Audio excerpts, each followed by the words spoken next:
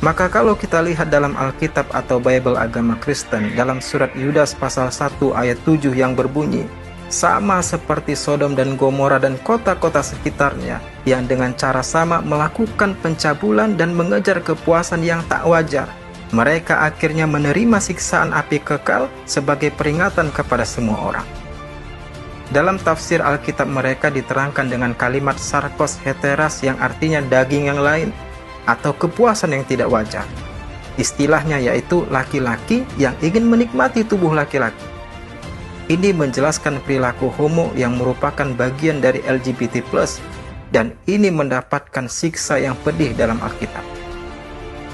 Maka jelas bukan bahwa agama manapun menolak LGBT+. Maka sungguh aneh apabila ada orang yang mengaku Islam tetapi menerima bahkan membela LGBT+ ini.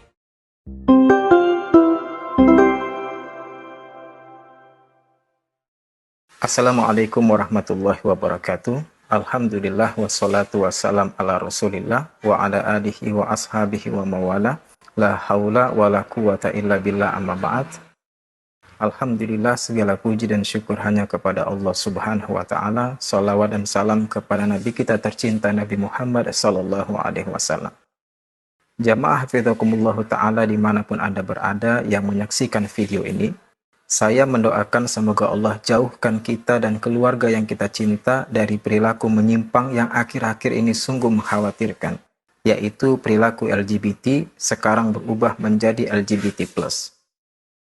LGBT+ ini adalah perilaku melawan fitrah dan ketentuan dari Allah, di mana seharusnya di dunia ini hanya ada dua gender, yaitu laki-laki dan perempuan. Kini malah dipaksa menjadi banyak gender, salah satunya transgender, yaitu gender yang lebih nyaman hidup menjadi gender lawan jenisnya. Yaitu jika dia laki-laki maka dia merasa nyaman menjadi perempuan dan sebaliknya. Ini disebut dengan transgender, dan ini perilaku menyimpang dari fitrah dan ketentuan Allah Azza wa Jalla. Lalu LGBT+ ini juga menyimpang karena menyukai secara nafsu kepada sesama jenisnya. Dan ini mengerikan sekali. Yaitu jika dia laki-laki maka dia suka dengan sesama jenis laki-laki. Jika dia perempuan maka dia suka dengan sesama jenis perempuan. Na'udzubillah. Sedangkan Allah ciptakan manusia pertama kali adalah Adam dan Hawa, bukan Adam dan Asep. Artinya Allah menciptakan teman hidup laki-laki itu adalah perempuan, dan sebaliknya teman hidup perempuan itu adalah laki-laki. Dan kalau kita mau buka-bukaan ya, ternyata bukan hanya Islam yang seharusnya dengan keras menolak LGBT+ ini. Sahabat-sahabat kita non-muslim semisal agama Kristen pun sebenarnya menolak dengan keras perilaku LGBT+ ini.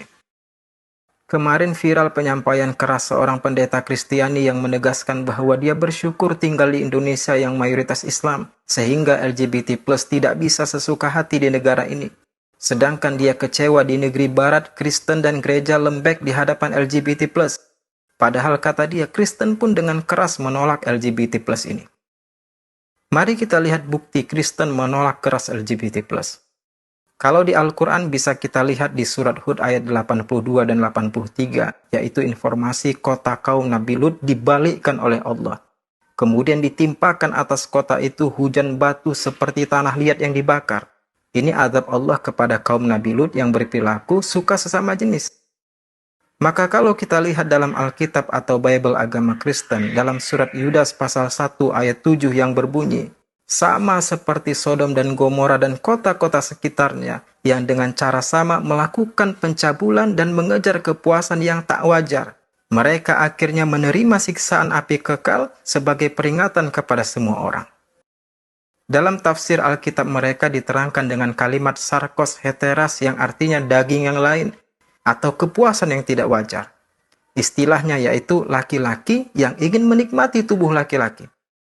Ini menjelaskan perilaku homo yang merupakan bagian dari LGBT+, dan ini mendapatkan siksa yang pedih dalam Alkitab. Maka jelas bukan bahwa agama manapun menolak LGBT+, karena bertentangan dengan fitrah dan ketentuan dari Allah Azza wa Jalla. Maka sungguh aneh apabila ada orang yang mengaku Islam, tetapi menerima bahkan membela LGBT+ ini. Wallahu a'lam bishawab. Sekali lagi saya mendoakan semoga Allah jauhkan kita dan keluarga yang kita cinta dari perilaku menyimpang LGBT+ ini. Wassalamualaikum warahmatullahi wabarakatuh.